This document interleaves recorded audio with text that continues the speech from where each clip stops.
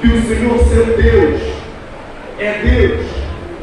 Ele é o Deus fiel, que guarda a aliança e a misericórdia até 1000 gerações aos que o amam e cumprem os seus mandamentos. Glória a Deus. Dizer que sou fiel nos dízimos, nas ofertas alçadas, na minha postura, no meu modo de ser, na minha maneira de falar, no meu jeito de andar, no meu jeito de vestir, na forma como eu venho para o culto, na forma como eu ando no trabalho, ou na faculdade, ou em qualquer outro ambiente. Quando tudo vai bem, é muito fácil. Quando tudo está muito bem, é muito fácil. Dizer servo fiel, dizer serva fiel, dizer homem fiel, obreiro fiel, pastor fiel, pessoas fiéis. Quando tudo vai bem, é muito fácil. Mas nós somos desafiados, irmãos. Somos desafiados a viver todos os dias. Todos os dias nós somos desafiados a viver uma vida de fidelidade. Todos os dias somos confrontados. Todos os dias somos levados a oportunidades. Por que levados a oportunidades? Porque estamos vivos e de Deus vem a vida, e com a vida as oportunidades. E precisamos medir qual dessas oportunidades agrada ao Senhor e qual oportunidade não agrada ao Senhor. O que satisfaz ao Senhor e o que não satisfaz ao Senhor. Todos os dias nós somos desafiados a viver em fidelidade. Entretanto, irmãos, paramos para pensar aqui que o problema, às vezes, é que olhamos para o tamanho do desafio e o tempo que esse desafio vai durar. E quando olhamos para o tamanho do desafio e para o tempo de duração do desafio, vamos logo pensar: eu não vou suportar, eu não vou aguentar, eu vou abrir mão em qualquer momento, porque a luta é pesada, o tempo é muito longo. Deixa eu te falar uma coisa: aquele que te chamou é fiel. Aquele que em vós começou a boa obra, Ele a aperfeiçoará até o último dia. Não desabençoa, não desanime, não pare, não olhe para trás, não desista por causa das perseguições, não pare por causa das lutas, não pare por causa das críticas. Não pare por aqueles que estão te elogiando pela frente e te criticando pelas costas. Porque quem te chamou não é quem te critica. Quem te chamou não é quem aponta o dedo contra você. Quem te chamou é fiel e ele cumprirá as suas promessas. Olha para o que te prometeu. Olha para ele. Veja as promessas do Senhor. Irmãos amados, nós temos uma grave falha na nossa vida. Falha esta que, diante das adversidades, temos uma facilidade muito grande de colocarmos, ou de que aparentemente são colocadas vendas em nossos olhos. E de repente parece que nos esquecemos que esta não é a primeira luta, não é a primeira dificuldade, não é o primeiro desafio que estamos atravessando. E muitas vezes, quando nós entramos em uma batalha, em uma luta, em uma provação diferente, aí vem essas vendas aos nossos olhos e parece que nos esquecemos, pastor, daquelas tamanhas maravilhas que Deus já fez para o passado. Eu queria te convidar a meditar nas maravilhas do Senhor que Ele fez na sua vida alguns meses atrás, alguns anos atrás, atrás, há 20 anos atrás, promessas feitas, pastor Benedito, e que Deus cumpriu, e que tem muita gente que hoje está entrando em desafios e batalha, e estão esquecendo das promessas feitas lá atrás. Uma das coisas que nós, no século XXI, crentes, estamos nos esquecendo é de construir, de edificar memoriais. Os memoriais dos dias de Josué, os memoriais tinham algo, um simbolismo, ele tinha ali uma função muito importante. A cada momento que a fé começa a se desvanecer, era só voltar lá no memorial. Porque quando eu volto no memorial, eu volto e vejo aqui o Senhor fez coisas tremendas. As 12 pedras que foram colocadas lá na travessia do Jordão, para que aquilo? É para mostrar o que Deus fez, para se lembrar, ei, eu estou te chamando aqui, volte lá naquele memorial, para se lembrar daquilo que Deus fez na tua vida. Esse Deus vai continuar, esse Deus que não vai realizar, dá uma olhadinha lá atrás, ainda que você esteja fraco hoje, ainda que você esteja frio hoje. Eu estou te convidando a fazer essa reflexão. Vamos lá atrás. Lamento se você não tem um memorial, mas eu sei que o Espírito Santo está aqui para de alguma forma trazer para você uma grande vitória, uma grande bênção nesta noite. Queridos, nós temos na Bíblia muitas referências focadas em atitudes em tempo de crise. Vejo aqui nas Escrituras, no primeiro livro dos Reis, encontramos aqui algo tremendamente maravilhoso. Capítulo 17, nós temos aqui algo tremendo. Uma situação que eu quero chamar de calamidade pública. Por que eu chamo assim? Porque Elias, ele orou, predisse que não iria chover, e não choveu. Deus mandou que ele fosse se abrigar próximo ao viveiro de Querite, e mandou que aves, corvos, lhe levassem pão e carne. E assim acontecia pela manhã e acontecia pela tarde. Acontece que com o passar dos dias, o ribeiro, por causa da falta de chuva também, secou-se. Mas, diante dessa situação, Deus estava no controle. Havia uma situação que uma mulher viúva na cidade ou na aldeia de Sarepta estava passando por dificuldade e era serva de Deus, passando ela dificuldade. Entretanto, a fidelidade desta mulher não deixou que ela fizesse qualquer outra situação ou tomasse atitudes precipitadas. Por que digo isto? Porque graves crises estão sacudindo a humanidade por toda parte, e não é de hoje. E muitas pessoas, quando chegam diante das crises, muitas vezes questionam se vale a pena viver na situação, se vale a pena continuar vivendo naqueles momentos. Quantas pessoas tiram a própria vida? Aquela mulher, era só ela e seu filho. E ela estava disposta a batalhar até o último momento.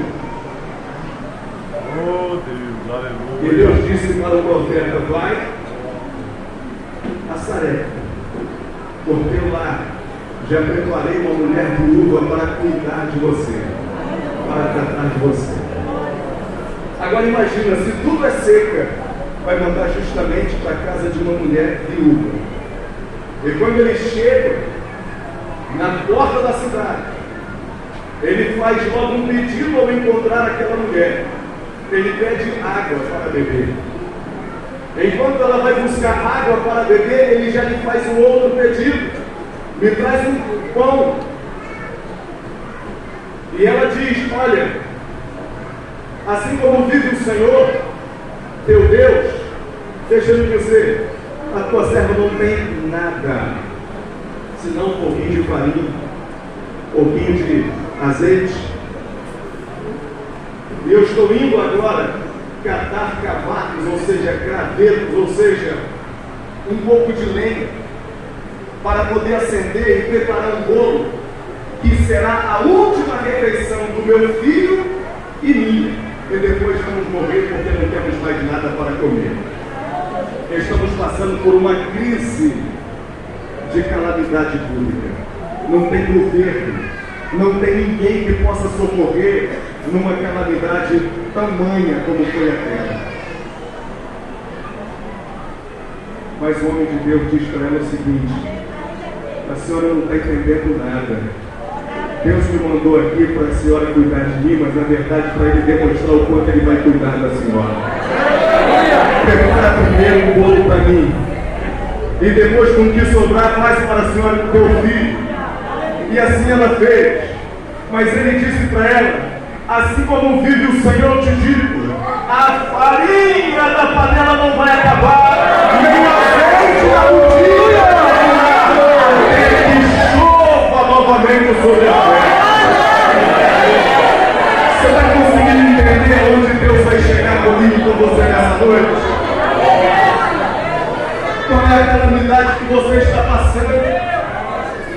De repente encontramos no segundo livro dos Reis, no capítulo 4, uma outra mulher, vivendo agora uma outra crise, que era agora uma calamidade econômica e financeira. Econômico porque diz respeito aos bens, ao patrimônio. Financeiro porque diz respeito ao dinheiro.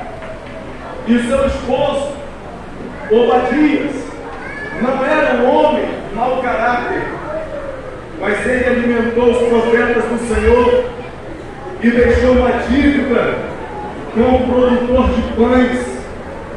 E agora, a sua esposa, viúva, estava precisando pagar as dívidas.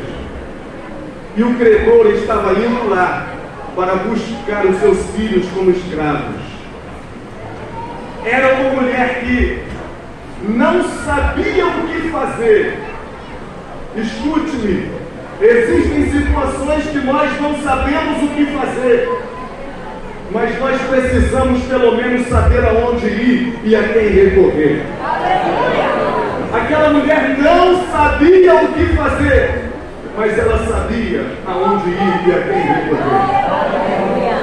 E ela foi ao homem de Deus e disse a Eliseu. Eliseu pergunta o que ela tem, e agora ela declara. Eliseu orienta, e agora ela faz aquilo que o homem de Deus o orientou. Sabe o que aconteceu? Prosperidade na vida dela. Pensa vitória sobre a crise. Sabe qual é o problema que nós estamos vivendo hoje, irmãos e irmãs? É que muita gente não sabe aonde ir e também não sabe o que fazer e não sabe a quem recorrer. Muitas pessoas estão na casa de Deus, mas não sabem orar, porque, irmãos, estão muito ocupados em tantas outras coisas. A tecnologia facilita tanto. Então, talvez, quem sabe, aí a inteligência artificial tem ajudado muita gente, mas aqui o que ajuda é a fé e a obediência. O caminho para mim e para você. Precisamos clamar ao Senhor, precisamos voltar ao Senhor, precisamos nos render ao Senhor, precisamos falar com Deus, precisamos voltar a ter diálogo com Deus.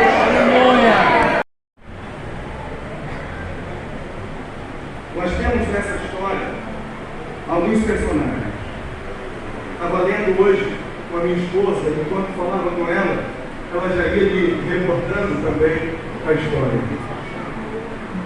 O cerco de Samaria. Ali a gente tem um rei.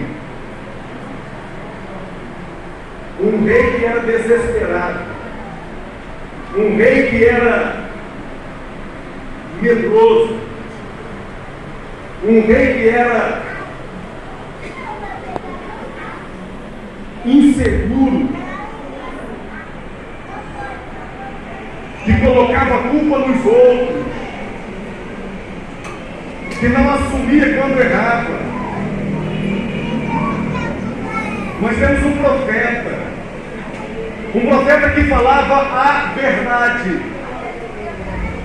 Ainda que a verdade viesse doer, viesse ferir, mas ele falava a verdade.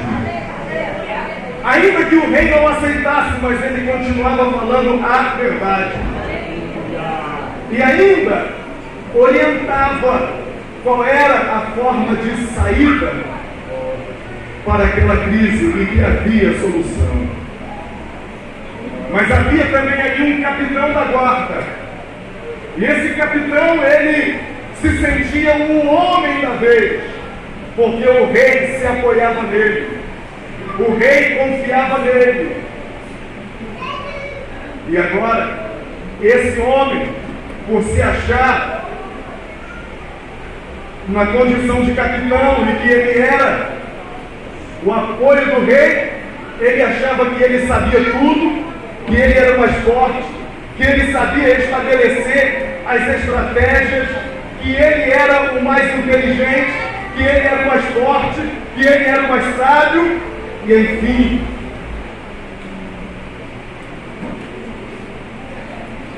Mas a Bíblia vai dizer para mim e para você que esse rei era um rei que não era alguém que confiava totalmente no Senhor, diferente do profeta que servia a Deus e com fidelidade pregava, falava a verdade. E entra no cenário um homem como este, capitão da guarda, que por causa da sua presunção, por causa do seu orgulho, por causa da sua soberba, ele foi atropelado pelo povo e não pôde ver o livramento de Deus. Mas haviam ali 4 leprosos. 4 leprosos. Leprosos, pastor. Mas o leproso é imundo. Não pode estar no meio das pessoas. Mas a questão de fidelidade. Os leprosos estavam olhando a situação da sua nação. Eles estavam correndo o risco de morrer. Porque o leproso, eles, se entrassem no meio da população, eles deveriam ser apedrejados e mortos. E quando andavam no meio do povo, tinha que gritar: imundo! Imundo! E as pessoas iam se afastando deles. Mas esses 4 leprosos estavam com fome, passando necessidade, vivendo a escassez, inclusive, da sua própria situação. Mas foram esses leprosos que enfrentaram as grandes dificuldades e os desafios de ir até o último recurso, ainda que custasse a própria vida, para que o seu povo fosse livre. Aonde nós queremos falar com isso, irmãos? Deus não está interessado na posição social. Podemos ser rei, mas está destituído da glória e da vontade do Senhor.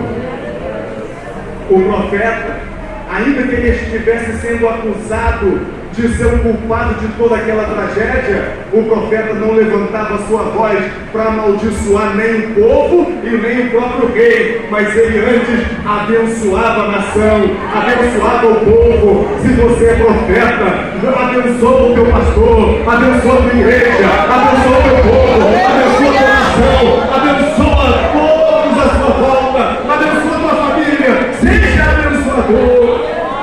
Aleluia. Mas, pastor, e quando entramos na condição de leproso? Leproso é a condição daquele que diz assim: eu sou pecador,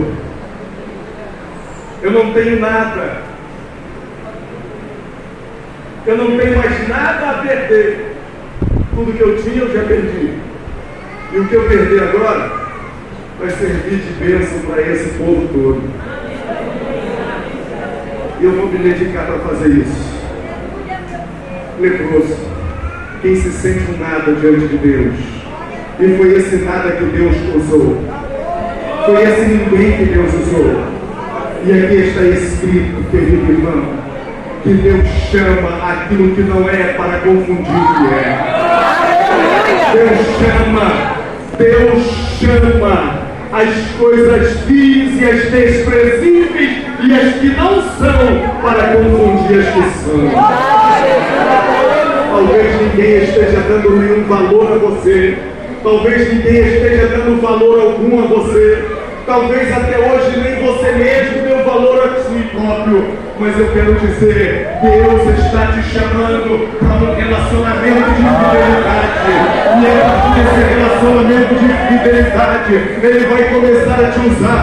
Ele vai começar a te usar para transformar, para mudar situações, começando pela tua própria vida e a todos os que estão em volta de você. Deus está te chamando para a fidelidade. Glória a Deus, aleluia. Se me permite, queria convidar a igreja para orarmos neste momento. Mas eu queria orar por você que há muito deixou o caminho da fidelidade do Senhor. Para você que há muito está vivendo, pastor, se me permite, viu, com todo respeito, a doutrina é sua. Mas se me permite, você que está vivendo de aparência, você que entra aqui com aparência para o pastor, para as irmãs, para a igreja, olhar para você e dizer, que irmão, que irmã abençoada, só pela tua aparência, mas Deus está olhando a tua fidelidade, e eu quero convidar você para que essa vida seja transformada, e não seja simplesmente algo aparente, mas algo que venha brotando de dentro para fora. Deus quer mudar essa história. Você pode ficar de pé, irmão. Você pode ficar de pé, irmão. E eu quero orar nesse momento. Quero orar por você. Se não houver transformação de vidas, se não houver transformação de vidas, se não houver transformação de vidas, irmãos, o que é que nós estamos fazendo aqui? Nós estamos aqui, irmãos, para um congraçamento. Estamos aqui para nos alegrar na presença do Senhor. Mas estamos aqui para falar a verdade. E o nosso Deus, quando Ele deu a essas irmãs esse tema, Ele deu a elas esse tema, por quê? Porque não basta simplesmente chamar aquelas pessoas que fazem parte da nação, mas precisava chamar aquelas que estavam juntas, e chamou as moças para estarem juntas. E nós estamos chamando a nação e os que estão juntos. Caminha junto, anda junto, mas Deus está querendo que você não simplesmente caminhe junto, mas que você faça parte. Eu quero convidar você para fazer parte desse negócio. Alguém que deseja aceitar a Jesus como Salvador. Alguém que deseja entregar a sua vida hoje para o Senhor. Alguém que entendeu que Deus falou contigo e precisa de uma transformação e viver daqui para frente. Novidade de vida, com sinceridade e fidelidade diante de Deus. Eu sei que a mensagem não é muito favorável, não é? Para alguém dizer assim, eu vou lá na frente, porque se eu for, as pessoas vão ver e vão saber que eu não estou tão certinho diante de Deus, tão certinho diante de Deus. Querido, não estou te chamando, irmão, moço, moça, adolescente, rapaz, não. Eu estou te convidando aqui, porque Deus tem novidade de vida para você. Eu não quero fazer exposição da tua vida, mas eu quero que a tua vida não seja uma vida de aparência, mas uma vida de fidelidade, uma vida de sinceridade, uma vida de lealdade, porque o Rei está voltando, o Rei está voltando, o Senhor está voltando, e Ele quer você com Ele. Eu quero ver você lá na sala do banquete, queremos estar juntos na presença do Rei. Querido Deus, é no nome de de Jesus que estamos aqui nesta noite. Este culto, esta festividade foi realizada para a glória do teu nome. Durante todos estes dias eu creio e sei piamente que o Senhor falou, que o Senhor tocou em corações, que o Senhor nos falou, que o Senhor usou os teus servos. E nesta noite o Senhor não é diferente. Quero entregar nas tuas mãos a cada vida, cada pessoa, com o seu particular, com a sua história, com o seu momento. Mas lembrando que o Senhor está com os seus olhos atentos e querendo chamar, vocacionar pessoas para viver em liberdade e para trabalhar pela liberdade de outros. E nós aqui oramos nesta noite, em nome de Jesus, pois assim adoramos e bendizemos. Amém. Amém. Muito obrigado, Dona Beatriz e as demais irmãs, pastor Carlos Eduardo, também pastor Angelino. Deus abençoe. Muito obrigado.